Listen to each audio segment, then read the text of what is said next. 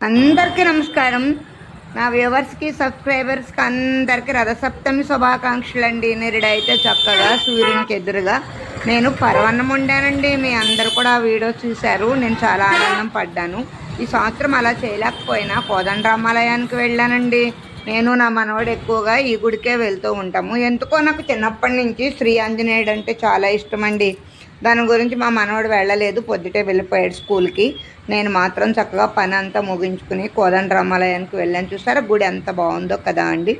నేను గుడిలో అనుమతి తీసుకోకుండానే దొంగతనంగా తీసానండి ఈ వీడియో.